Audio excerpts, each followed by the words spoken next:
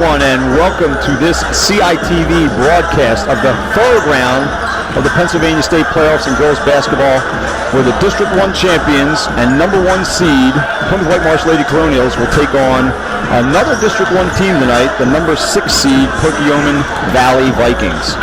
This game is being played at Upper Dublin High School, and we thank them for hosting the game. I'm Bob Culp, who will be bringing you the majority of the play-by-play.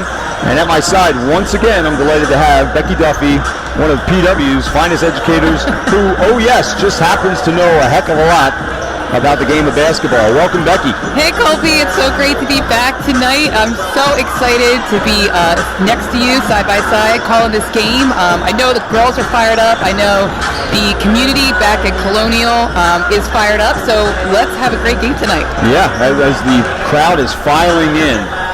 So this state tournament started with 32 teams whose goal it is to make it to the Giant Arena in Hershey to play for that championship. There's 8 teams left on that road, and tonight, for these 2 teams, those roads converge right here in this gym, with 1 team continuing the dream run to Hershey. With being the third round, Becky, let's talk about the first 2 games that Perk Valley had in this tournament to get here. Yeah, so actually, believe it or not, Colby, they started their state run against the Central High School out of Philadelphia, which just so happens to be my alma mater. But they steamed right over our Central Lancers, and they had a score. That's because you and your sister weren't there playing.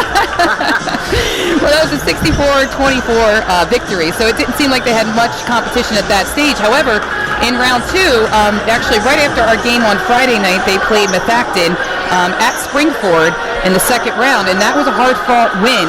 They did come out on top, obviously, 38-31, and they put together a pretty good showing. Obviously, this team is a little bit on a roll, and they're here, they're hungry, and just like any state competition team, they're ready to play. So it should be a good matchup tonight.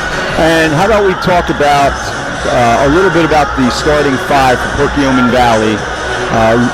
They're kind of a mix between very young and very experienced. Yeah, it's a tale of two sort of situations here. You have 2 really experienced senior guards in Jen Beatty, who is basically a 3-point machine. She's got over 67 3-pointers for the season. Watching film on her, she just likes to get an opportunity. She's going to fire away. She's going to make sure that any opportunity she gets to see the rim, she's going to take a shot at it. And so we have to really make sure we keep an eye on her. But you know what? She can do a little bit of everything else, too. She's a good passer. She can drive to the basket. And she's complemented by number 20, Emma Miley, who I would say is probably one of their best all-around players. She can slash. She's a good shooter. She averages about 9 points a game. So we got to keep an eye on her as well. And then, like you said, honestly, the rest of the starting 5 is freshmen. And that's one of their big, strong freshmen that a lot of promise over the next couple of years is Quinn Bottinger. She's a senior. She's 6'2", and she's all of 6'2". She's aggressive underneath the basket. She can post up. I think she runs the floor pretty well, and so they look for her in transition. So we just can't lose her in that transition game and make sure that we body her up and keep her off the boards and get her out of the game kind of early. Miley actually has a sister that starts as well, right? Grace Miley. She's going to be number 25 tonight. She averages about 8 points a game, which is not bad in high school for sure, and rounds out with their number 5, another freshman. I don't have Smith's first name. Lena. That's Julia. Oh, Julia Smith, who averages about 5 points a game. Yeah, and actually, it's interesting. There's a lot of sisters on this team. If you notice, there are 2 sets of sisters, freshman and junior, and then freshman and senior. So I'm sure they're excited to play. As somebody who got to play with her sister in high school, there's nothing better and more special than being able to share the floor. You share the backyard. You've had plenty of games of pig and 2 bounce over your life, but then to actually share it on the court is special. So I hope they're enjoying this experience playing with each other. Yeah, and the Vikings also happen to have another young lady on their roster who has a pretty strong tie to Plymouth Whitemarsh High School. Yeah, that's right. We have Bella Bacani, who is the niece of Dr. Jason Bacani, the high school principal at Plymouth Whitemarsh High School. So there's definitely some extra added oomph in this game because obviously we'll have to check in with Dr. Bacani and see what he's doing in this conundrum of his. There's no doubt that young lady has probably, as you say, a high basketball IQ. For certain. So for sure. PW comes in, everybody, as we know. They are undefeated. They are 31-0. They have yet to taste a loss here this season. But now is probably a pertinent time to talk about a little bit of bad news that was received in the last 12, 16 hours, and that is that Jordan Thomas has what is being termed a non-COVID related illness and will not play tonight. How do you see, how do you envision the biggest impact of not having Jordan out there on the floor for the Colonials? Yeah, well, like we talked about last game, Jordan brings so much to the game. Obviously, she's a strong post player, she's a tremendous defender, and an excellent rebounder. But like we talked about, she can take it in and body you up and make really like textbook awesome post moves. She's got a great up and under move. She's got a great drop step. But I think, and she can also go outside, as we've talked about, and shoot the three. Another really important impact with Jordan is the fact that she's really great on a press break, as we talked about, and I think you brought up a great point last game. She sets herself in the middle of the court. She squares her shoulder. She turns. She's got that down, something I'm sure she's practiced over and over again. And so that's going to be a little bit, obviously, of a missing link with today. However, this is what you do as a team. When you have these moments, I don't know any team that has ever gone through an entire season where they haven't had some sort of injury, illness, setback of any kind. So this is where the Colonials have to step up. We have players coming off the bench that are going to have to give some good minutes and really pick your team up. That's why we call it a team game. This is not an individualized game for that exact reason. So if you have watched the Colonials a lot this season, you should already know the answer to the question, like who is going to replace Jordan in the starting lineup, and that is going to be Fiona Grunaratne, number 11. So, which turns out to be a good thing in that Perk Valley is sort of a guard-heavy team. So PW necessarily doesn't lose a big matchup against a guard-heavy team. So we'll be looking forward to that. Yeah, absolutely. And the thing is, you don't miss a whole lot. Gunaratne is an excellent basketball player. She comes out very fundamental. We saw her hit that big giant three in the game on Friday night that really gave her team the push that they needed. So, I mean, this is something, great opportunity for her to step up, and I know her teammates have confidence in her, so I'm excited to see what she does out there with this opportunity. All right. So, as we listen to the head football coach here at Upper Dublin, Brett Stover, is also doing the stadium announcing duties. People are still filing in. And just to give a quick shout out, as I look behind the bench of PW, and this is something we probably should have done last time, was we want to give a little call out to all the PW staff and teachers that have followed this team all throughout the season. They go to home games, they go to away games. They are there supporting these kids, and hey, they're our peers. And I just love the fact that we're at a school where that many staff and teachers show out to support a team like this. Just tremendous, tremendous outpouring of support. Yeah, and like you said, they go to home games, away games. I would say there's a contingency of about 10 to 15 consistent faculty member and staff that come out and support. We also have retired faculty members that come and see these girls play. It's just an amount of love and respect and adoration for this team that has been going on all season long. So it's great to see. And tonight they didn't disappoint. That whole section is filled with those wonderful teachers and the staff from Plymouth Whitemarsh High School. So we have Bob Cahill on camera tonight again, and unfortunately, I don't know that he'll be able to get all the PW students. They've got the PW students on the opposite section of the parents and supporters from Plymouth Whitemarsh High School. Here come the starting five for the Colonials. There's Caitlin. And here inserted into the starting lineup tonight, number 11, Fiona Grunaratne. One monster key tonight is, again, we said this before, that the three officials, nobody can get into foul trouble for Colonial tonight.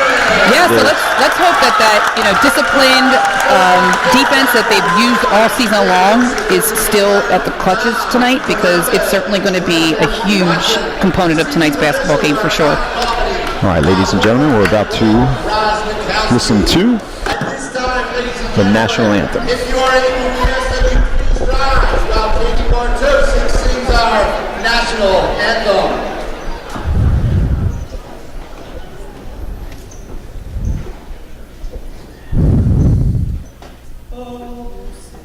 Can you see by the dawn's early light?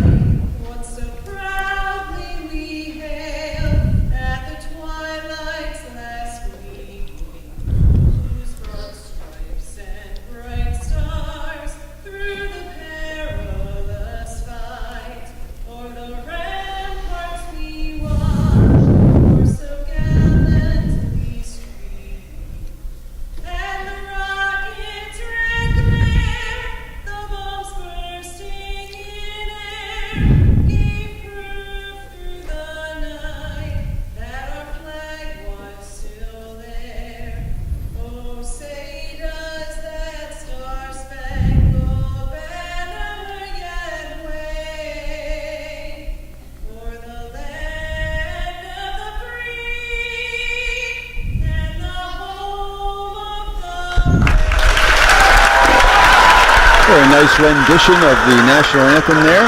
Again, I see Brett Stover. Is he going to do the clock and the announcing here? That guy does it all. He's even more amazing than I give him credit for. Yes. Well, we're here for tip-off. Yeah, and you know what? We talked about this last game. I was thinking about, the fact that we got off to a slow start last time. It's going to be critical, obviously. It always builds confidence to get off to a quick start, to, get your shots flowing. But if you can't, you got to weather the storm, just like we did last time. These are really good teams at this level of competition. So you can only expect that teams are going to make runs at you. There's going to be opportunities and times that you might feel a little bit out of control. But staying focused, going back to the fundamentals, listening to what you've done the entire season and listening to your coach and your teammates, it's going to be really key for the girls to do tonight. So here we go, partner. You ready? Good luck. Let's do it. The tip-off is controlled by Perkiomen Valley. Number 11. That's Lena Stein, one of the sisters. So we're out here in man-to-man defense. You can see bodying up. Stein feeds the ball inside. Just stolen for half a second. They're still working for the ball. PV controls it. That was great defense in there by Laney. You can see she's bodying up. She's trying to get herself in position, trying not to let Bottinger get underneath and down low. Now, this is Emma Miley, number 20. A nice little stop and pop that does not fall for Perk Valley. Rebound to Allen, who gives it up to number 5, Caitlin Flanagan, over to Gruner-Ratney. Abby Sharp resets the offense. Yeah, here they are. They're playing as a man-to-man, obviously trying to attack that. All right, everybody's just shaking off the cobwebs here a little bit. The first minute of the game results in a couple turnovers for both teams. We've had one shot to this point.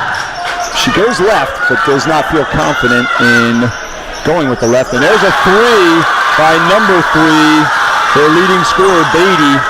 Yeah, like we talked about, like ahead of the program, she's going to fire up any opportunity she possibly can, and that time we lost her in the defense. We got to make sure we keep an eye on her and see where she is at all times. Perk Valley takes the initial lead, 3-0 on the Colonials, with 6.5 left in the first. Ball goes out to Laney Allen, who hands it back off to. Nice block there by Bottinger. Yeah, I don't think that's a bad take, though. We definitely want to attack Bottinger, kind of get her up and maybe get even into a little bit of foul trouble. So we've got to, like you said, shake off the nerves a little bit, get going here. Hopefully we can get a bucket in this possession. Flanagan will inbound the ball. Gets it into and back from Gruner-Ratney. Coach Doherty calls a new play.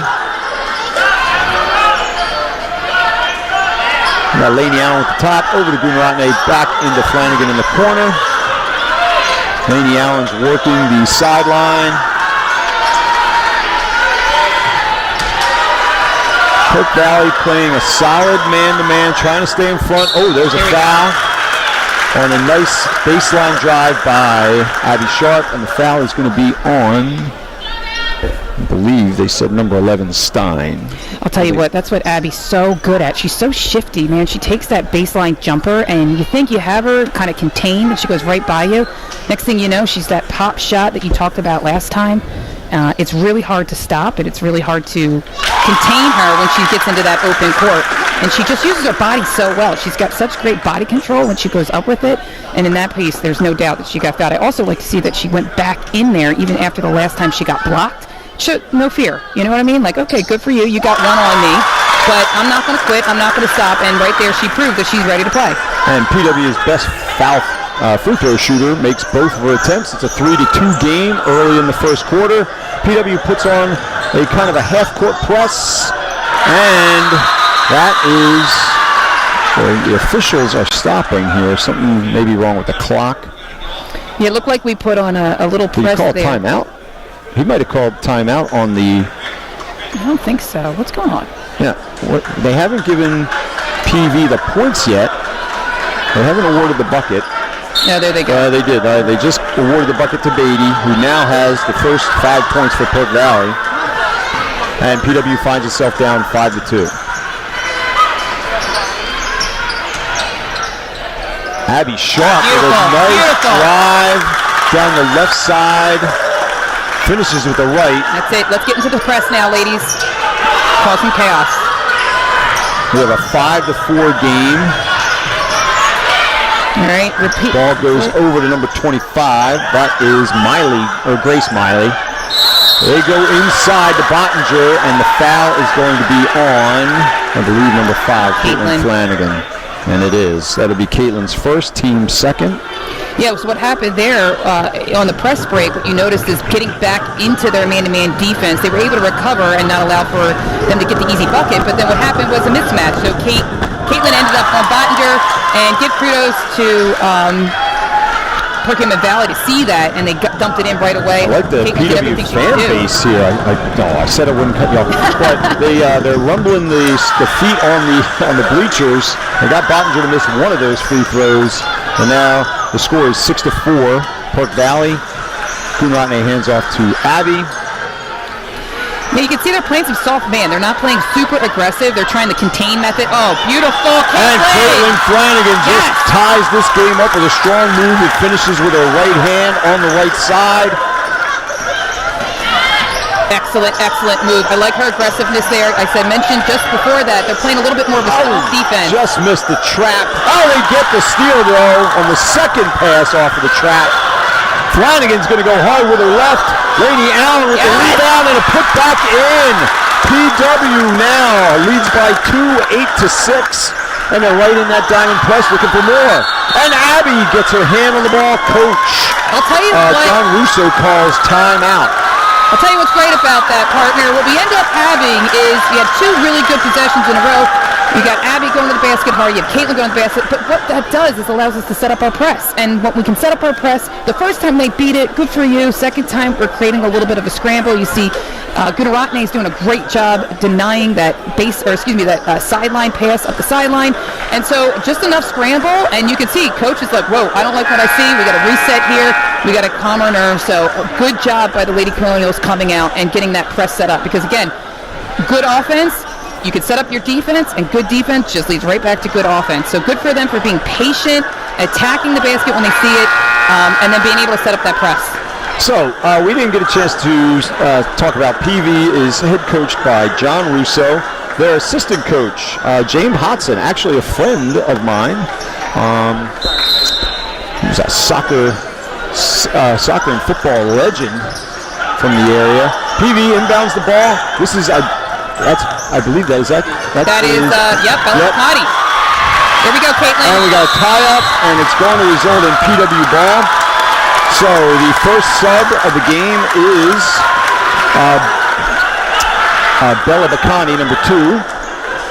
I'll tell you what's great about that trap there. We talk about that often. If you get right on the other side of the half-court line, you really are trapped in a 4-way cycle because you have the half-court line and you have the sideline, and they have 2 defenders. It's like, forget about it. And that was great trap. That's a coach talking right there. Love it. Laney Allen has the ball up top. She doesn't have it long. She passes. Ball works around to the right corner. Aaron Daly takes a 3 off the front of the rim, but it is corralled by Caitlin Flanagan. Great shot there. Wide open, in rhythm. Just didn't go in. Absolutely. Take those. Ball back in the left corner. Caitlin Flanagan. We're making the defense work a little bit, especially on the baseline. Laney Allen goes in hard with the left. There's no call there. A little bit of contact. I really like that she took that because Bottinger's playing off her. She's just kind of, baiting her. That's off the front of the rim for number 25, Grace Miley. But Bacani, something is on the court. Oh, it looks like a rubber chicken here, partner. I think we have a rubber chicken on the court. What is that? I think that's a first. I don't think I've ever seen that. Nice work by Bacani to get the ball back for PW, and she'll inbound the ball here. They don't get anything inside. She inbounds it out past the 3-point line to number 3. Yeah, it was a scrappy play by Bacani. She got in there. Laney brought the ball down. She was scrappy underneath. Was able to pry it free. Interesting. PW staying in their 2-3 zone here. Get those hands moving, ladies. Up and down. Yeah, that was a quick switch by Coach Doherty. Or Coach DeLucia, who also is the defensive guru for the staff here at PW.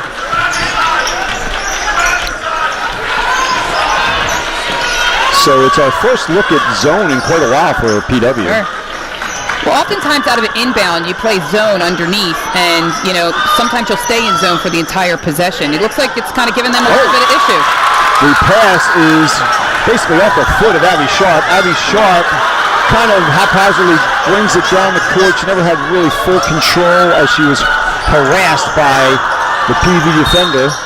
Oh, wow. Okay. Whoa. That's, the PW fans. Not happy about that one. No, that foul is on Lainey Allen, number 33, her first. But there's 5 minutes expired here in the first quarter. We've got an 8-6 game. There's about 2 minutes and change here left in the first quarter. They get the ball down low, back out, and the three ball is taken off the back of the rim by number 20, Emma Miley. There we go, Caitlin. Oh, Flanagan, beautiful feed. That's what happens. Everybody's got their eyes on her when she penetrates.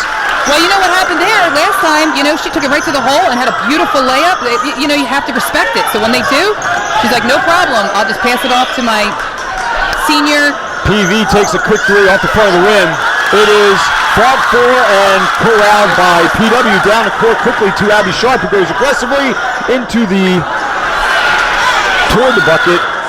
The ball might have grazed the rim there. It was a nice move. It was a good take. A little bit of body on that one that the ref said we're going to let them play through it. Hey, she's coming out aggressive, though. That's the key. She's not afraid tonight to kind of take it toward the basket, maybe draw a couple fouls on their big. Excellent defense. Look at this defense. A little pick off the play there. Another pick off the play there. She brought that elbow up on that one. Bottinger gets called for the foul. That's Bottinger's first. I like how Erin chose to go over that screen. That's what ended up getting the call because they're so used to going under. Bottinger got, I think, a little taken off guard when she came into her, and that's why she put a little extra juice on it and she got called. Very good call, yes. They are taught more than not to go under those screens, but that one resulted in a foul, and that's a good thing because that is now PW ball. Turnover. We have our first substitution. Angelina Balser enters the game, number 2. Lainey Allen goes to the bench for a short rest. Coach DeLucia talked about how they were going to look to use Balser tonight. They're looking for about 4 minutes in each half of quality ball from her. Unfortunately, we just saw a turnover there, a little miscommunique from number 20 and number 5. Yeah, and then you saw what Caitlin did. Got in there, talked to Abby a little bit. Here's what we did there. Here's how we correct it. We move on. We get on the next play. We take care of business on the defensive end. So Bacani is the primary ball handler while she's been in the game. And it's my understanding she's very good at taking care of the ball and being a phenomenal facilitator for the other 4. You can see they're trying to run a lot of screens, and it looks like we're switching. About 28 seconds left here. And the score being 10-6. It's hard for our cameraman to get his lens. Oh, we got a drive, and it goes in and out. It's corralled by and rebounded. Shot goes up from the baseline by PV. Shot, no. Erin Daly gets the loose ball. There's about 7 seconds left. It looks like it's going to be Caitlin Flanagan. Oh, she gets a great quick feed. That counts. Let's make it official. They haven't put it up on the scoreboard yet. They haven't. Now there it goes. They do now. They score. All right, Colby, Erin Daly's last second layup off the great feed by Flanagan makes the score 12-6 after 1 quarter. I'll tell you what, I felt like deja vu. Didn't we see something similar from Caitlin to Erin Daly at the end of a second quarter of Friday night's game where she got an N1 to really give the momentum swing on Friday night? So it's the chemistry's there. Again, Caitlin Flanagan attacking the basket early and really being aggressive and making herself an offensive threat. Now they have to respect it, and they don't know. They have to pick their poison. Am I going to stop her from taking a layup, or am I going to lay off her and then she gets a wide open bucket off to, or a dump off to one of her teammates? I mean, the vision that she has when she drives the basket is amazing, and it's because she set the tone early by taking those chances. Yeah, so to carry that just a hair bit further, Caitlin Flanagan is basically 8 of the 12 points. She has 3 assists and a bucket herself. So She's been a weapon Might out be a there. reason why she was just voted Pennsylvania State Player of the Week. Colby, she had over 11,000 votes. And look, Earned I'm every sure a lot of single those one of other girls had great weeks and are in-kind deserving, but we know for a fact that we watch her. And her 2 games last week in these first 2 rounds were just unbelievable. There goes Bacani, and the ball might have been partially blocked by Lainey Allen. That was Bacani's first attempt in this game so far. We're in the early second quarter. For anybody who's joining late, we have a score of 12-6 PW. Jordan Thomas is not playing tonight. Fiona Gunaratne has been inserted into the starting lineup, and she now hands the ball. So you got to look inside, man. Lainey has got a huge mismatch on her right now. Botner's out of the game. She's calling for it. She wants it. And there's a loose ball, and it winds up in the hands of number 10 for Perk Valley. That is Ella Stein. There you go. Great defense. Also put in some great defense there. Now, this is a couple times that Abby's kind of found the ball on her foot for some active hands from Perk Valley. You know, give them credit for not basically letting her go from coast to coast for the layup. And there goes Erin Daly to the bench. She'll get her little rest here. Yeah, Botner's back in the game now, so you got a good matchup between her and Lainey. Let's see how they duke it out. Abby Sharp with the ball in her right hand, out front, over to Bowser, over to Gunaratne. We are very guard heavy tonight. Lainey Alley really only the big on the floor right now, and they don't get it in. Bottinger gets her left hand in on that pass, and it deflects off to a Perkiomen Valley defender. Bacani out top of the ball. They seem to like to start with the ball out high up top and then go to a wing. That is a nice move. That is number 20. That is Emma Miley. She has just made the score 12-8, Colonials. Good left hand, good stop, good pop. Beautiful move. What a beautiful move. I mean, how do you stop that? She just literally went through four different gray shirts to get that shot off, and it was successful. Great move by Abby Sharp. Yeah, phenomenal. And she, better than anybody else on our team, can do that. She can kind of dribble drive, stop, pull up, and make the shot. Great defense by Gudarante, not getting her the baseline. I think Emma Miley's looking against Gunaratne to kind of go to the hole, seeing an advantage on her part there. That foul is going to be on number 2. That's Angelina Balser. That's her first, team third. Yeah, and I'll tell you, Botner, as you mentioned before, is a pretty good foul shooter. I mean, look at her form. She's got really nice form.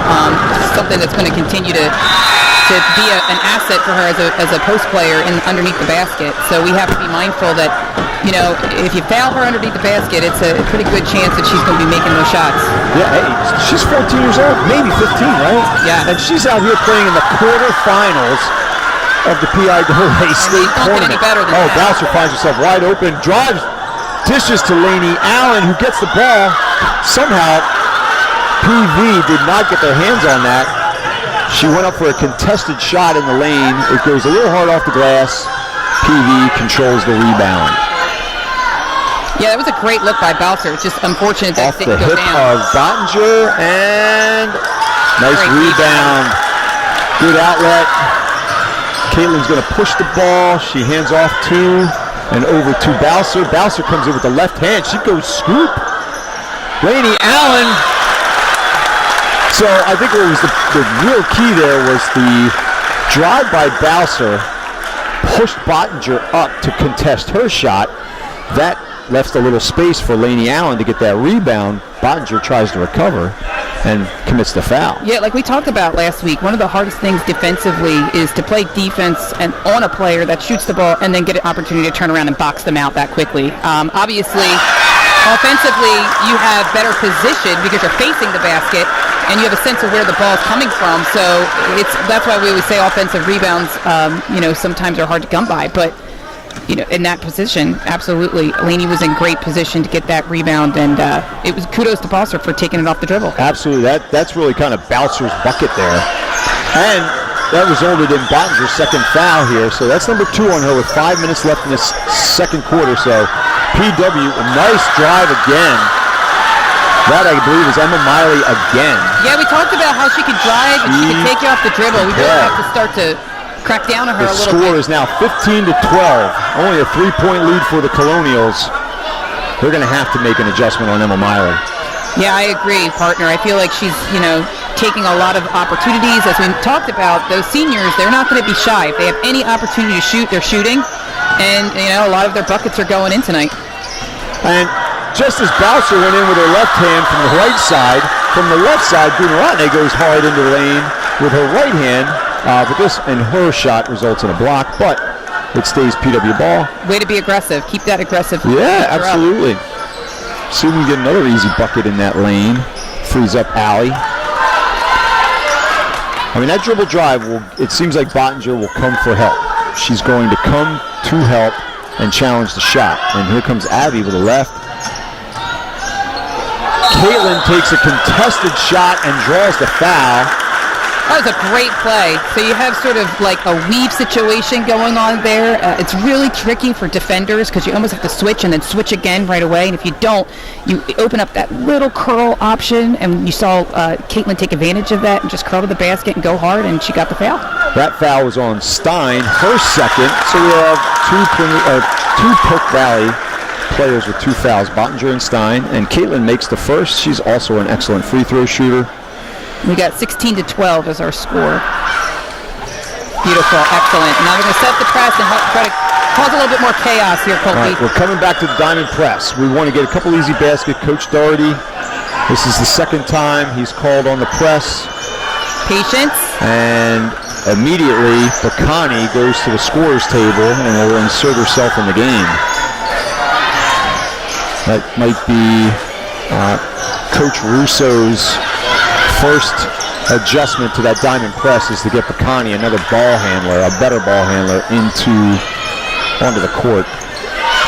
So it looks like we're back into a zone. Yeah, we are in a zone. And it's interesting. Bottinger's wide open. She's not even looking for a shot. Turn a face. Hey, nice block, Erin Daly. Real nice job getting the ball first. She got the body, but it wasn't until after the ball, which is not a foul at any level if you get ball first. There's a 3 by Abby Sharp. That was a great 3. She was wide open. She took it. Just didn't fall for her. 17-12, 3:13 left in the second quarter. Abby Sharp. Nice help by Erin Daly. They get the ball into Bottinger. She kind of, wow. Very reminiscent of Jokic yesterday in the Denver game against the Sixers. I don't know how that went in. She puts it off the glass and in. Kaylin Flanagan comes right back and makes a beautiful move in the lane. That's a turnaround jump shot. I never saw one. Wow. A beautiful, beautiful shot. Where's that been? Caitlin Flanagan. That's Miley. Oh, no. Yes, that is Miley. She goes in hard. The shot is blocked. That's one thing. If Jordan Thomas doesn't play, you're not going to get 4 to 5 blocks. That's what I'm saying. I mean, her defense is just unbelievable, and we're certainly missing her underneath the basket tonight for sure. She inbounds the ball to the top of the key. Can't miss Beatty. Get out in the corner. And Beatty makes it. Oh, it rolls out. And very nice job by Lainey Allen to rip that ball away from Bottinger. Caitlin, it's on the floor. I love Caitlin this last 2 minutes on offense. I love it. I love it too. That foul is going to be on number 3. Beatty. That's her first. Team 5th. I mean, that rebound by Lainey Allen was special. That was awesome. Ripped that ball out. Awesome for her because if Bottinger gets that ball right there at point-blank range, it's going to go back in for 2. She rips it out of their hand, so there's no attempt for Perk Valley on that. It's 19-14. We are 2 minutes and change left in the second quarter. One of the keys was not to get in any foul trouble. Nobody has. Gunaratne takes an open 3. Aaron Daly tries to keep the ball alive, is unable to do so. Perk Valley will inbound the ball against PW's Diamond Press, and there's Bacani on the foul line. They've got Miley over here on the wing. Great defense by Caitlin, really forcing the ball out of the ball handle. Inbounded to Grace Miley. Got two Mileys on the floor. We'll do our best for the Perk Valley fans to keep them straight.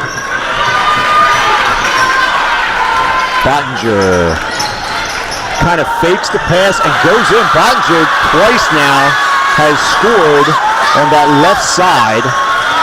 Hey, she's 6'2", and she's here to play. I mean, she does average 10 points a game.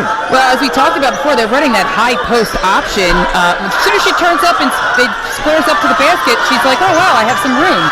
Oh, boy. There's a turnover. It's 19-16. Excellent. Lainey Allen comes down from behind and pokes the ball out. It'll still be PV ball, but they won't have a 2-on-1 opportunity. So what we talk about in basketball, whenever you have a 2-on-1 option, you saw the ball handler coming right down the middle of the court. You really got to give yourself space and get wide so that someone doesn't have the opportunity to play both you and the other player, and that's what happened. Yes. And Caitlin flying up the court. I love those passes. Abby Sharp finishes off the beautiful feed. Yes. That's Caitlin Flanagan's fourth assist. Abby Sharp is often the beneficiary. She basically knows to get toward the basket. Great defense. Lainey Allen with a great steal. You are right. And that ball's up the court. She threads it. And there's another basket by Abby Sharp. She gives a little crab right there, I saw.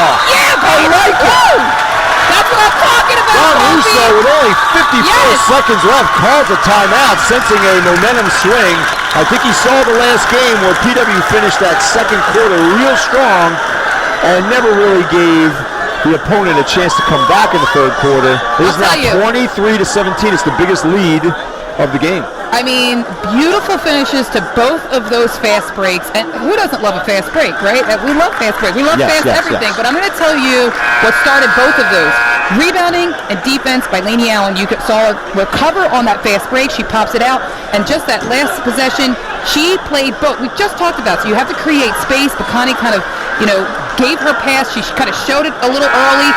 Lainey, being experienced, read that, was able to cut it off, and then boom, right into our point guard's hand, down the court, and off to the races we go. So, I mean, really kind of just seeing how this whole team is functioning and how they work together. This is months in the making. I mean, it's a thing of beauty. This is a big 54 seconds here for Perk Valley.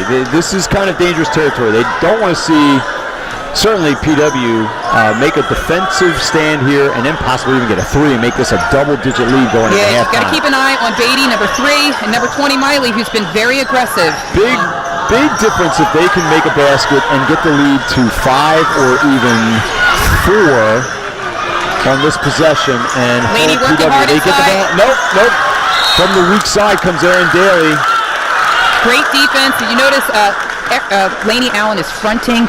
Aaron came over immediately to help, and there's no chance that ball was getting in there. So this zone that PW is playing is kind of, it hasn't thrown off Bottinger, but there's a turnover. Oh, she's going all the way. Nothing's going to stop her. Nothing.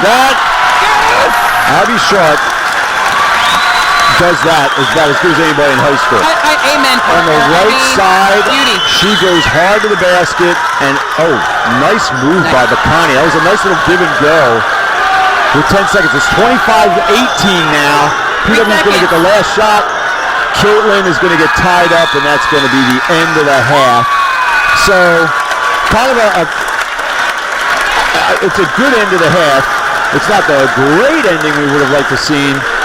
Bacani got that very nice, again, she was the beneficiary of a nice give and go from her and Bottinger.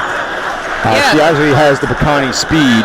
She was able to kind of burst as soon as she got that ball to the basket. That was an impressive drive. I mean, it's very hard, especially as a young freshman, to come down. The other team's fired up. They've had 3 fast breaks in a row. The fans are yelling and screaming, and for her to be poised and prepared and just run her offense and take that into the basket, I think it kind of threw a little of the PW players off guard. Like, oh, okay, I see you now. I can see what you can do. So good for her for that execution. But, man, what a way for the PW Colonials to sort of bounce back after a sort of half core sort of offense that we were running and getting some tremendous stops on defense that got us right into a fast break. And like you said, Carter, Abby Sharp is one of the best at finishing at the other end of the basket.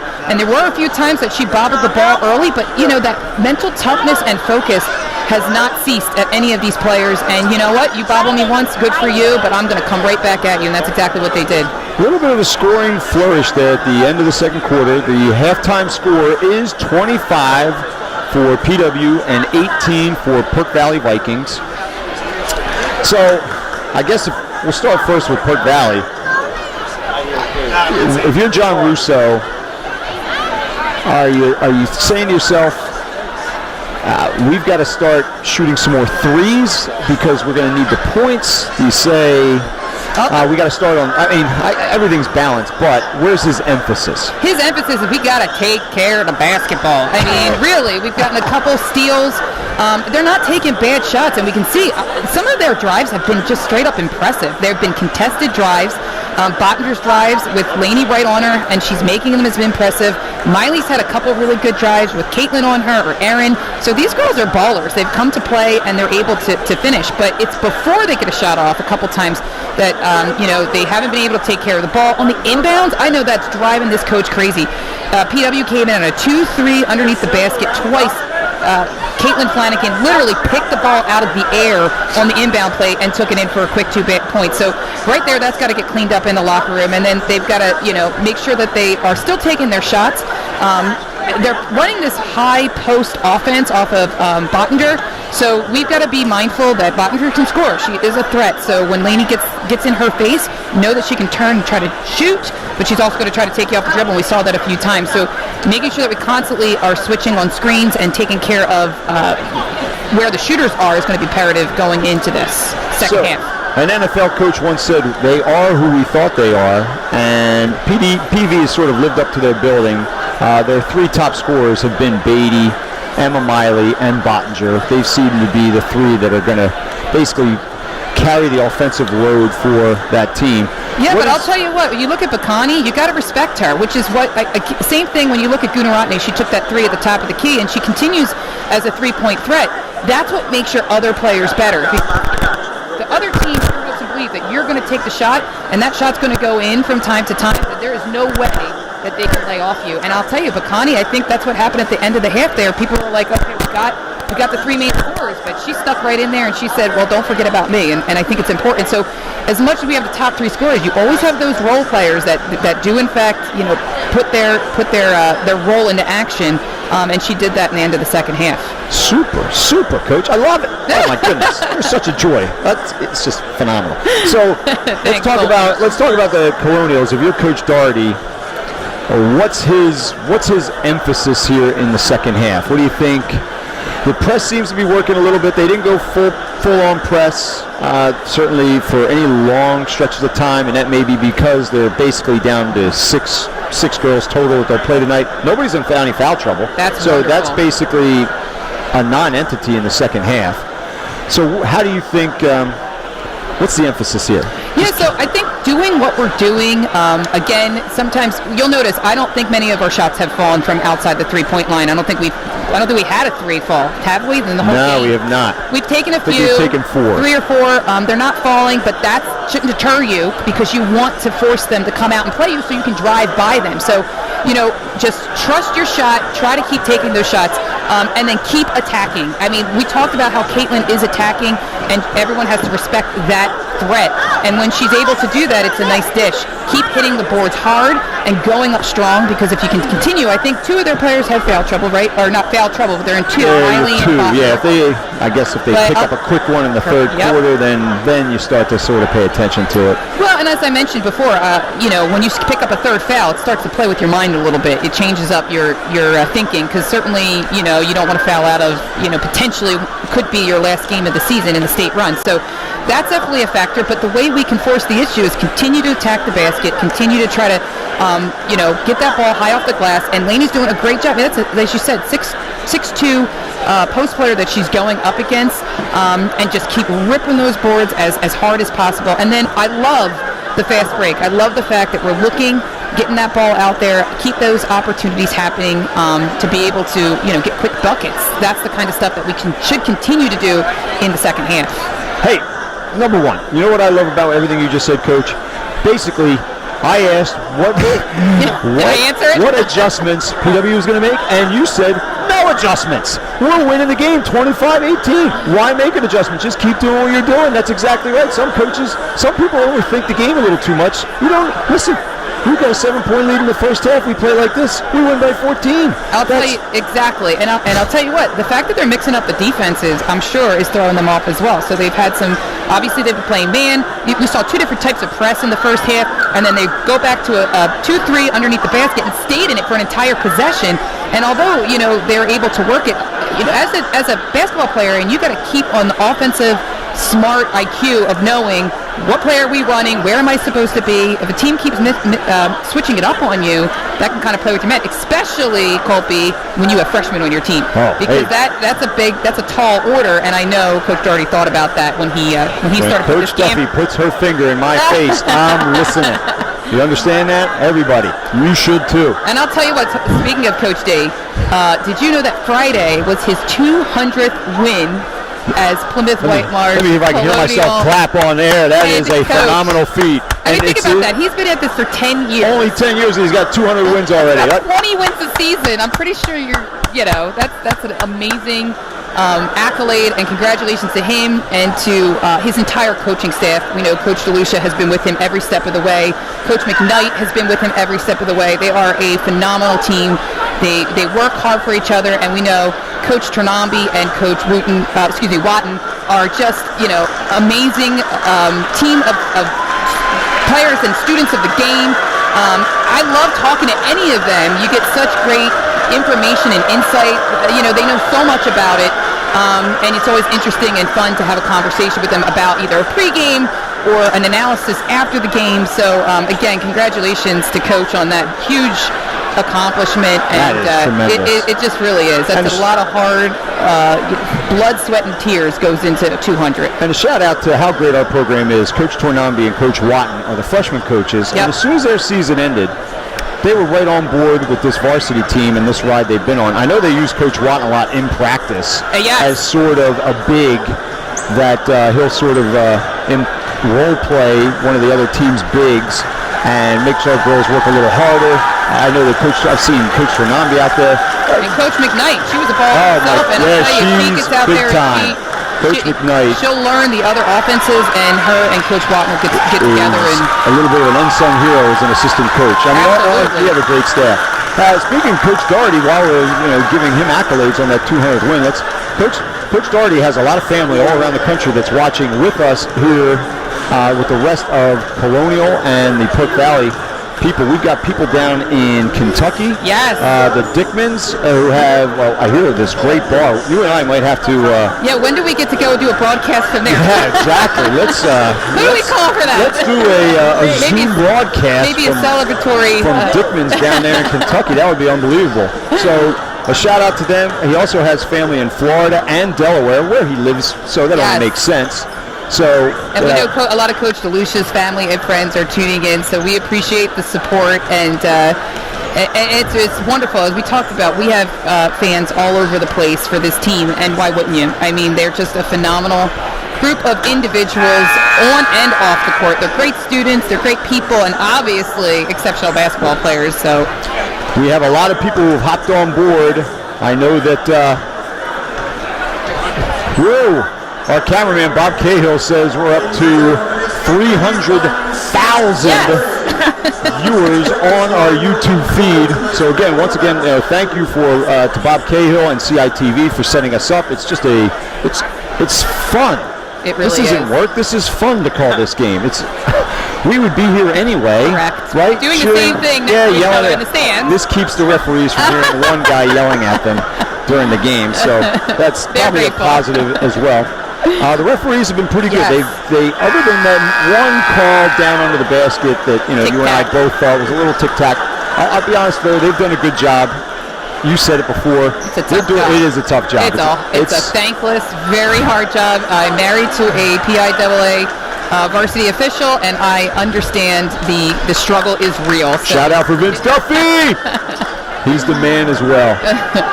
So PV is going to inbound the ball. They're going to go from our left to our right.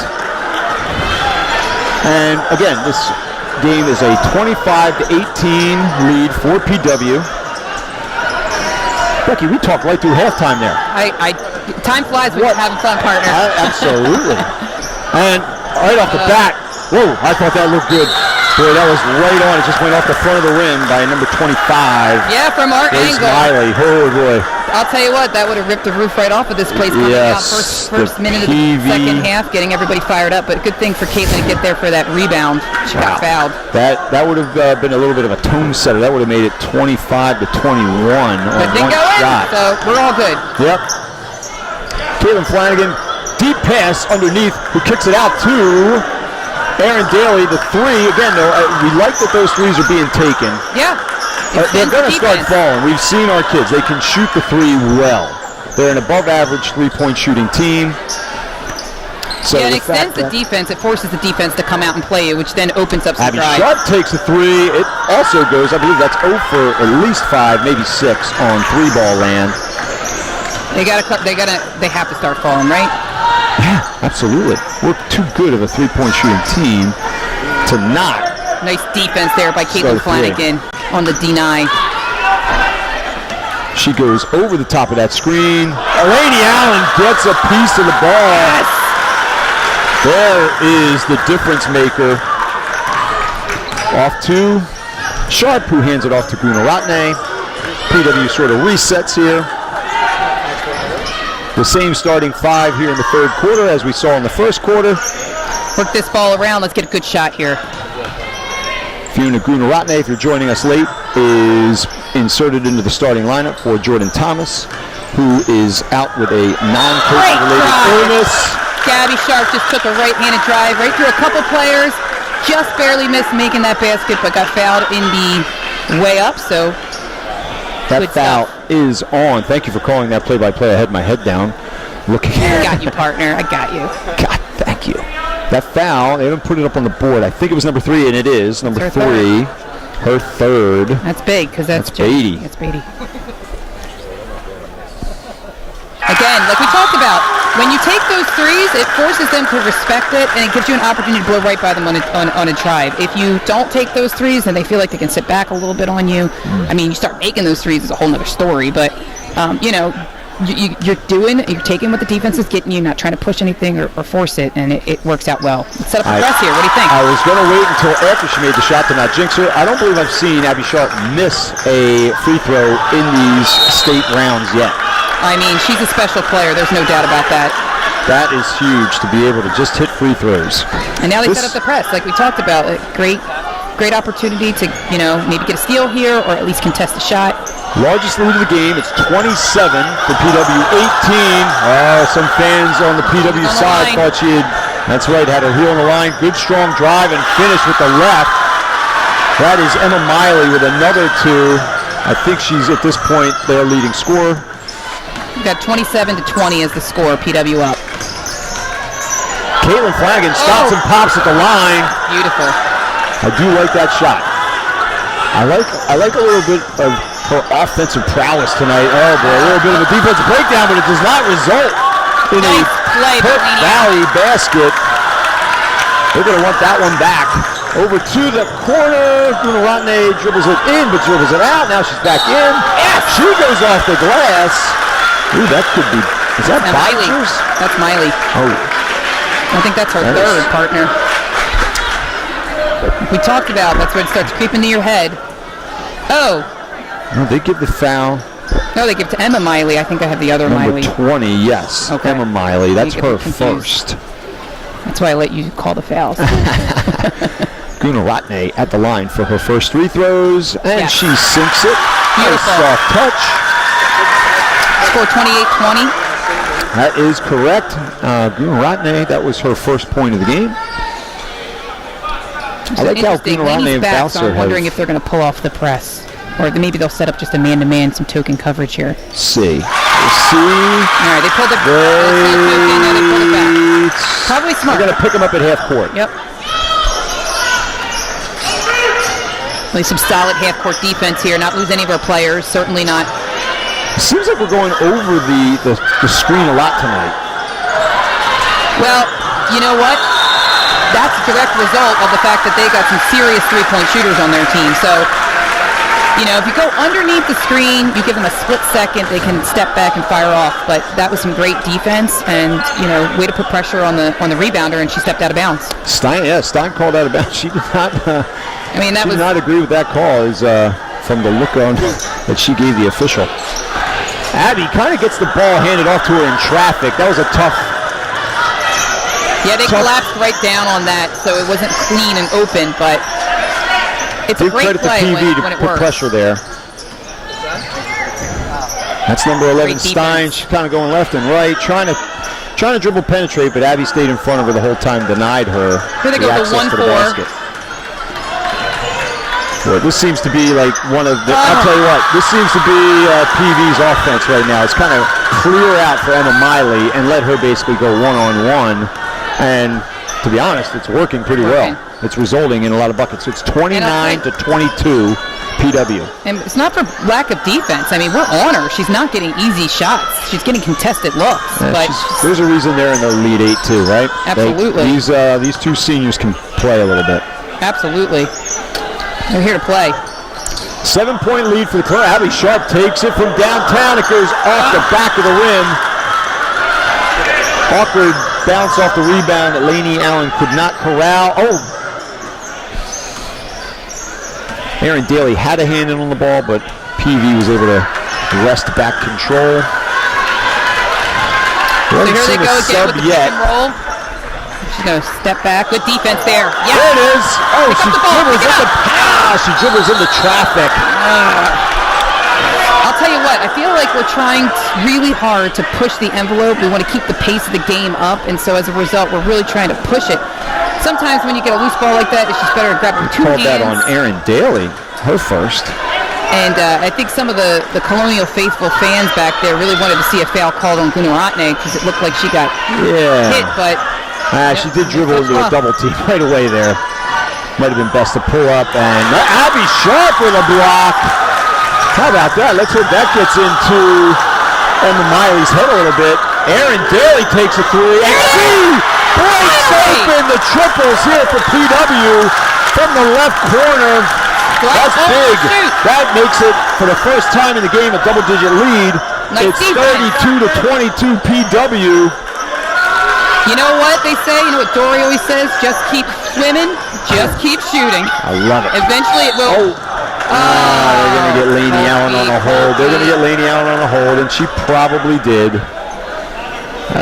I'm going to say Bottinger did a nice job kind of sealing her off, and they had a right hand up for an easy pass. Notice they got a whole new play under here for underneath the basket because they're sick of turning it over. That's a halftime adjustment right there. That is. By Coach Russo and his staff. Good job, Lainey, get in front. They're looking. They let.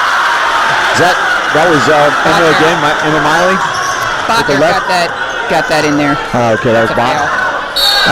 Bottinger's going to get called for her third foul. There is 2:35 left. Not necessarily a panic button for PV, but something that could result in a panic button if there's another foul. Looks like we got Bacani checking back in and a couple other players checking back in. Bottinger will probably sit the rest of this quarter, I think.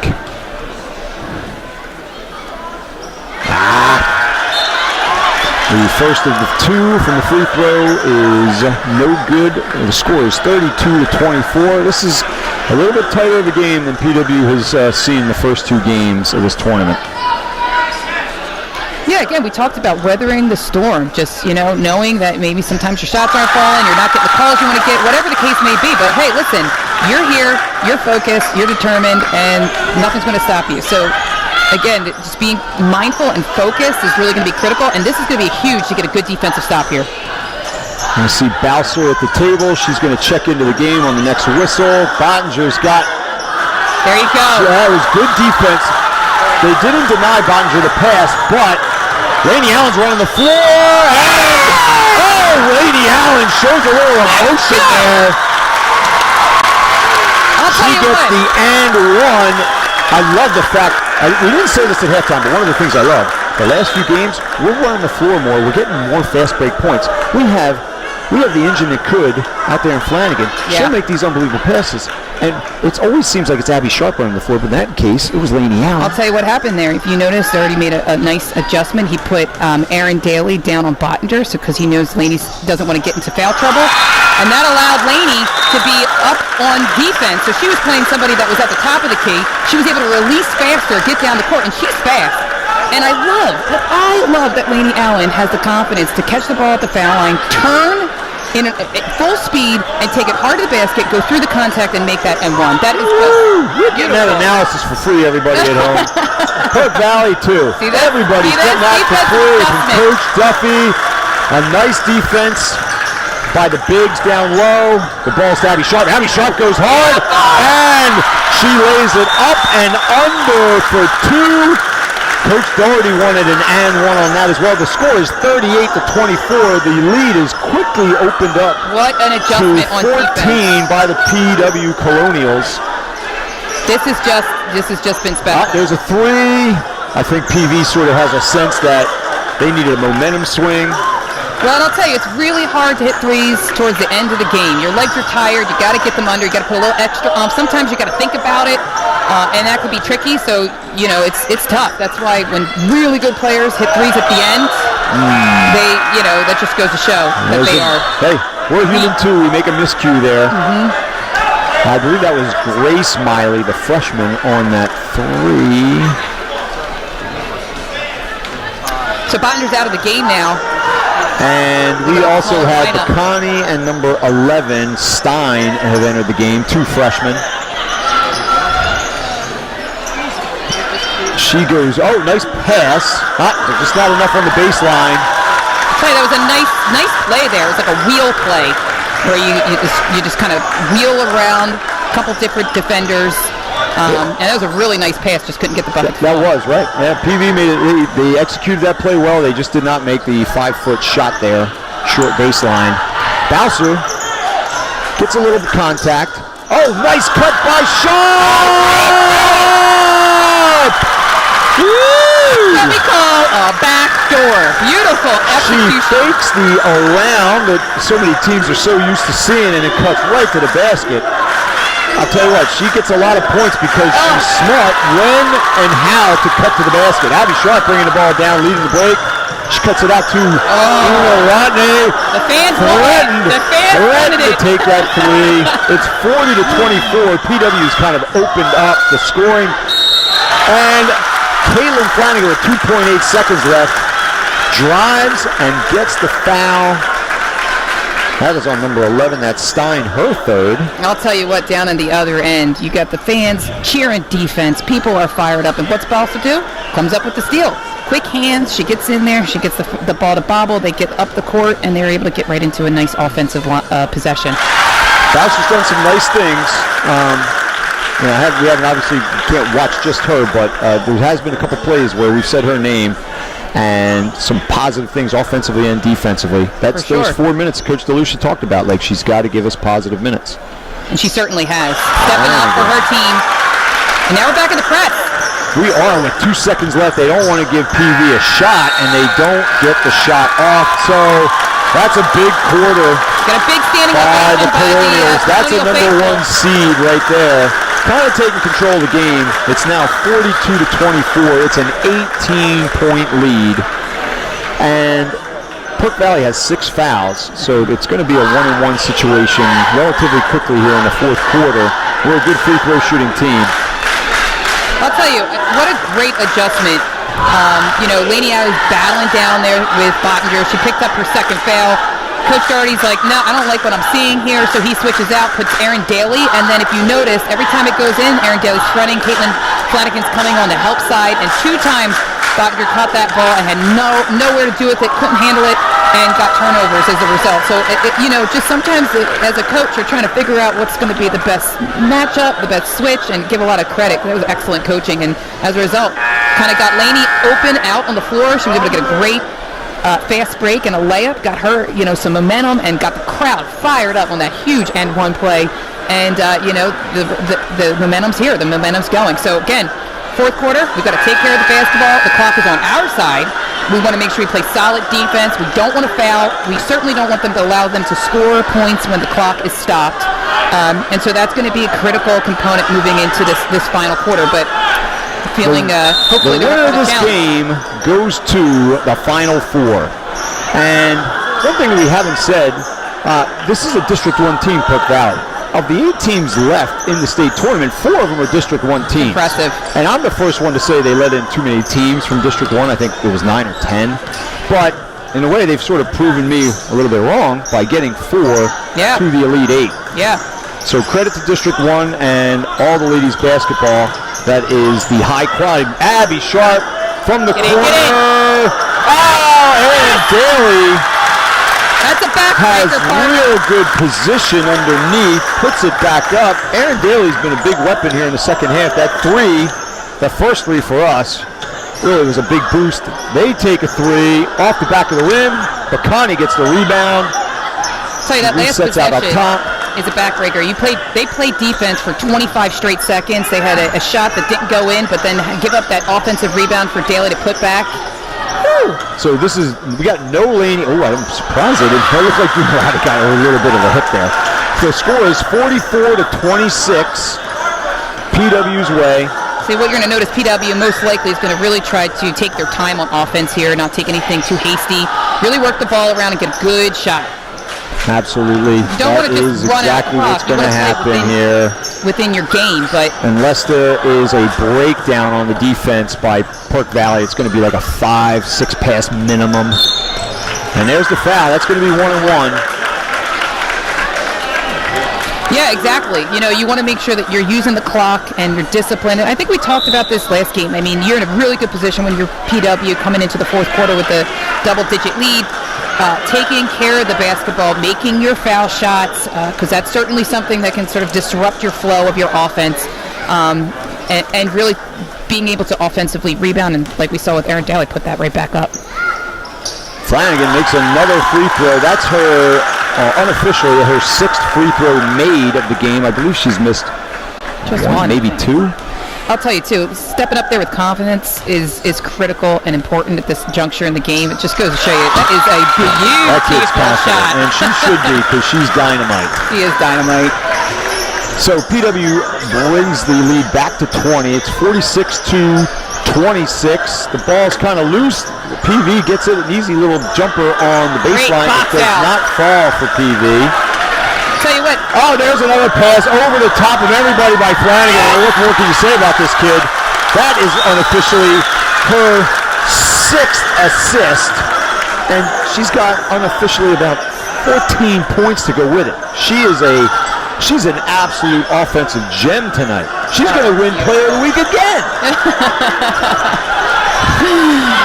And I'll tell you, it's the change. If you look, I mean, give Aaron Daly the credit.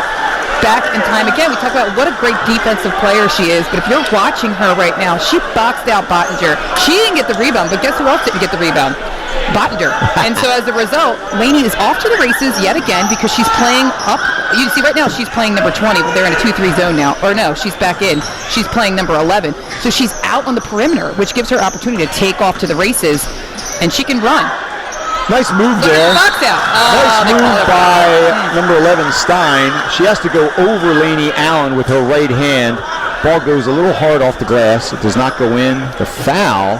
Foul's on Aaron Daly. And I'll tell you what, it's the absolute, in my opinion, worst foul to get called on. Because how do you really feel, Coach? How do you really feel? I was always a little shorter than, I always stand at 5'9", maybe 5'10" on a good day. And I was always a little shorter than most of those 6'2" girls I would play against. And I would use my body and box out, and then they would tell me that I fouled them.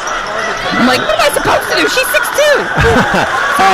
In that interim, there goes another pass over the top. Aaron Daly is the recipient of this one. She comes down and is fouled quickly by number 3, Beatty. Yeah, it's her 4th, isn't it? It is unofficially. Beatty is not, she hasn't been able to get into a flow here in the second half, and most likely that is credit to PW's defense. I don't think it's any discredit to Beatty. Absolutely not. She's not getting her shots. She's just not open. Well, and I'll tell you what else. They're running up and down this court. You got fast breaks going left and right. You're going to lose a little bit of your legs. You're a little tired. You're not going to get as much on your shots. If you notice, the last couple shots that PV has taken have been short. And that's, probably because your legs are a little tired. That's a sign, right? Yeah, absolutely. We were better with the Sixers last night. Coming back-to-back, there are a lot of shots off the front of the rim yesterday. The legs kind of died on them there. Absolutely. So Erin Daly makes her first. She unofficially has 8 points. Score is 50. And now 9 points. 50-26. We got 5:16 left in the quarter.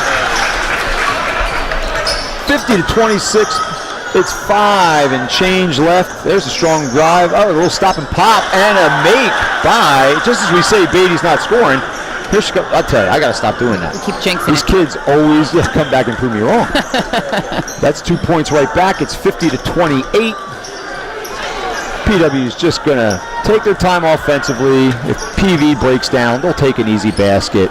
If PV fouls them, they'll go to the free throw line. But otherwise, it's going to be a lot of possessions, a lot of safe passes. I like Gudarotny. She faces up to the basket every single time she catches it, gets in triple threat. She's, making sure her presence is known. Right, we talk about that a lot. I like Abby Sharp. She's phenomenal at that in the corner. She kind of gives you that little head fake, ball fake. No rush here. Makes you come out just a step and then passes the ball back off. But even that, just that little hesitation, kind of lifts her chin. Oh! Man, it was too good. No, it was. And boy, but what a play by Flanagan. Man, The two-hand backdoor pass. They wanted to walk their partner. I'll tell you what, Caitlin could have went right up with that basket. That was Bonner, great position. I tell you what, I can being see a what little Bonner too unselfish on that, but I'll tell you what, because I think Lady was just as surprised as everybody else that she got that pass. I can see where Bonner gets 10 points a game. She's very good at getting position, getting her hand up, and I think she's been pretty effective even in this game, but against teams that don't have the size that we do, absolutely. Oh my goodness, she gets that hand up. The PV guards are doing a good job of getting it to her. I'll tell you, keep she's going to be a hell of a player in 3 years. Yeah, I mean, she's already a good player, but the next 3 years, PV is going to be there. They got a lot of freshmen. They're going to be out there. Absolutely. And what's great about her? She's an old school post player. She posts you up the old-fashioned way. I like that. That's what I like. And battling it in there and working it around the basket. And then, like we talked about earlier in the game, she is a phenomenal free throw shooter. So, hey, if you're going to come down on her, you're going to get Caitlin Flanagan, sort of like our own little give and go right there ourselves. Beautiful. The defense didn't play that real well, and Flanagan to the basket for another 2. 42-29 with about 3:12 left. I've got Caitlin Flanagan unofficially with 15 points and 6 or 7 assists. She has accounted for a lot of the scoring tonight. Again, I said this the first game that I covered down at Temple. She's the engine of this locomotive. And how about that? Yeah, it was a nice move by Stein, number 11. We are looking at a score of 52-31. It's a 21-point lead. PW's in the bonus. There's 2:54. Oh, let's give a shout out. If we can, number one, we got Bob Cahill again on the camera, but let's give a shout out to the PW cheerleaders over there on our left, coached by another PW legend, Debbie Tornetta. Look at those. That's excellent to see so many students out here tonight. Obviously, we talked about the faculty coming out, and, like we talked about all over the country. We got people watching in Kentucky. We've got people watching in Delaware, down in Florida, all over Pennsylvania. It's exciting stuff. So we're so happy so many people are joining us tonight. And I'll tell you, the girls are putting on a show. At this point in time, Caitlin Flanagan has been just special. She has just taken this team. And we talked about at the beginning of the broadcast, with Jordan out, it's a big piece, a big senior leader on the court. We're going to need other players to step up. And as you go through the season, these things happen. And we talk about weathering the storm, whether that's in the actual game or when you have these ups and downs. And certainly we've seen great minutes from Balser. We've seen great minutes from Gudarotny. And we've had Abby step up. and Laney step up. Aaron's defense has been phenomenal. And then you've got Caitlin Flanagan just at the helm here tonight. Yeah, no, Aaron had a very nice second half scoring, had some nice defensive stops. This is kind of bittersweet. I see a couple PW fans who believe that the game is well in hand here with a 21-point lead in under 3 minutes taking off, but I think it's Tuesday night. They're going home and studying. They got to get some homework done. Absolutely. Those kids, they come out here, they cheer for the team, then they go home and do their homework. That's right. Oh, what a beautiful move. That's what we're talking about. Caitlin Flanagan, go! Laney Allen goes high off the glass, draws the foul. She'll go to the line for 2 more. That was a hell of a move by Caitlin. I think she left that girl way behind her on that Duke out. It was pretty impressive. Foul is on number 33, Bottinger, her 4th. The next team foul for Perk Valley will result in automatic 2 free throws for PW. You got 52-31, 2:32 left in the game. Yeah, I know it's sort of like a jinx to talk about, but I'm not sure, Colby, if you saw that Max Preps does put Plymouth Whitemarsh High School in the top 25 teams in the country, nationally ranked as of last week. Hey, look, they're going to be 32-0 after tonight. How do you, and in a District 1 of Pennsylvania, which is generally pretty good basketball. Absolutely. Right? We had a lot of kids last year who graduated out of District 1 and are playing Division 1 basketball. Absolutely, yeah. These kids can play a little bit, so I would expect us to be, nice drive, I would expect us to be in that honorable position of the tops in the country. Yeah, it's very rare to have. Nice hand by Aaron Daly denying that ball to Bottinger. It's really hard too, because a lot of times on those lists you see a lot of private schools, you see a lot of schools that can offer various scholarships and things like that. So it's really impressive. Ooh. All of our kids, I believe, went to our middle school. They're local kids. We didn't have a transfer. Of these starting, we'll say 7. So. Nobody's a transfer. They all went to the middle school. They've all come through the system together. Stop pop by Abby. Oh, baby! Just to kind of show off a little bit. Ah, man. Abby decides she needs 2 more. And you know what I love to see, partner? They're out there smiling. They're having fun. You talk about it. Here goes Coach. Here they come. That's right. I'll tell you, you work hard, and we tell. Laney Allen gets 1 more block. You tell kids all the time, work hard and it's fun. And this is fun. I mean, you can't tell me that these girls aren't out here enjoying the success. And as the teammates come in and sub in, we're getting a huge standing ovation from all of the Colonial faithful, the student section, faculty, parents, community members. Yeah, our cameraman, Bob Cahill, he's actually gotten on his feet so that he can get some better angles of the PW supporters here at Upper Dublin High School, who, again, we thank for hosting this Elite 8 game. We are going to hopefully be doing this again on Friday, wherever that game is determined to be played. We're going to be in the Final 4 of states. Oh, baby, that is so exciting. That is just tremendous. It is phenomenal for these players. It's phenomenal for the coaching staff. It's phenomenal for the school and the community. Oh, it's special. We'll see if anybody sitting here around us might have the score of the other game between Pennsbury and Cedar Cliff. So we might have some people check their phones, and we might be able to tell you who the opponent will be on Friday. The location, TBD. Yeah, the game is 55-31. There's 50 seconds left. The 3 ball is rebounded by Haley O'Hara. That is Brianna Gunaratne with the ball, number 32, and she's going to go to the line and shoot 2 because they're in double bonus. Yeah, it's great to see these girls out here. They got a nice defensive stop, able to get the ball up the court, and then they get fouled. So go to the line. I'll tell you, Rihanna played for me last year. I happened to be the freshman coach because of the COVID goofy season, and she was our team's leading scorer. She's got a high IQ, nice, and a real nice shot, jump shot. You can see her form here is really nice. She's got great rotation of the ball. She releases nice and high.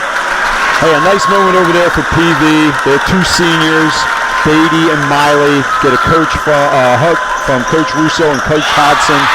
That's a class move to kind of get them out of the game, let them get their applause from the fans. Yeah. It's their last high school game. They've certainly had great careers. This run here in this state tournament is special for them. Absolutely, and it's always hard when you finish up a game or a season with a loss, but I'll tell you what, you're looking over to that bench right now, there's lots of smiles, they're embracing their teammates, there's a few tears, but that's to be expected. You work so hard your entire high school career, and it's always bittersweet. You have a great season, you had a great run, but obviously it's heartbreaking to end. Yeah, super season for them. They beat Springford, they beat Methacton. Those are big rivalry wins for them. They beat Methacton twice, actually. They beat Methacton to get here. But 2 seconds, 1 second, and that's the ball game. You're seeing an excited group. There they are embracing. But it's excited, but you can see that there's one more game to get to Hershey. So while this game is a great win, and they're going to enjoy it tonight, and deservedly so, it's going to be right back to the hard court tomorrow. And watching film, Coach DeLucia, Coach McKnight, Coach Doherty, those guys will be breaking it down, whoever the next opponent is. Absolutely, and I'll tell you what, you saw at the end of that, they all went over to Jordan Thomas, gave her a great big hug. I know that was a sigh of relief for her. Obviously, she doesn't want to be on the bench if the season were to end, so she gets another opportunity, hopefully. Oh boy, let's hope. Let's send some good positive vibes. Jordan is just a special kid, a special player. Yeah, it wouldn't be justice to end, with her not playing out there. Absolutely not. And we need to make sure that her teammates went there, took care of business for her tonight, and that's absolutely special. And we expected that from them. We knew they could come out and get some good minutes by Gunaratne and Bosser. But ultimately, it was a great opportunity. Oh, we're on camera. Hey, how about it? All right. Glad I flossed. I don't have anything in my teeth, do I? No, that's awesome. So, hey, we want to thank for all the support out there. Mr. Cahill, how many people were we up to by the end of the game there? Oh boy, a bigger number than last game. 400,000, all right. That is a tribute to both the Perk Valley and the Colonial fans for supporting these girls. Just two tremendous groups. Somebody had to go home tonight. PW, they're the number 1 seed and they're proving it. That's why they are who they are in this tournament. And listen, they're 32-0 now. It's a special season. There's no doubt about it. They're district champions, and now they're still on that road to become state champions. It's very special. Friday night is going to be a Final Four game. There's only going to be 4 teams playing in 2 locations in Pennsylvania. That's amazing. And the 3 of us are hoping to cover it for you. That's exactly right. And I'll tell you what, Jen Frederick from Fox 29 News was at school on Monday. She did a little special shout out for all of our sports teams, but finished with the girls basketball team. And one of the things she asked Erin Daly, how are you 31-0? You know what she said? Preparation. So I know for a fact that they're going to be out there over the next 24 hours. I know Coach Doherty's not going to be getting a whole lot of sleep tonight. He's going to be analyzing film, talking to Coach DeLucia, getting McKnight on the phone. They're going to come up with a really good game plan, and they're going to prepare because that's what's going to get them to that next level. They can sleep in the summer, right? Yeah, right? They got all summer to sleep. That's what July's for. Exactly. Recharge those batteries. Hey, so our final score here tonight in the quarterfinal game in the 3rd round of the District 1 playoffs is 56-31. Bob Cahill on the camera, we thank you very much for getting us all set up. I think our audio is much better tonight. Yep. Everybody, it's a beautiful thing. Yes. So Becky and I hope to be back. Yes, Kofi, absolutely. Awesome. Great job, partner. This is the best, all right? This is the best. And thank you, everybody. Everybody, thank you for your Have a great support. week.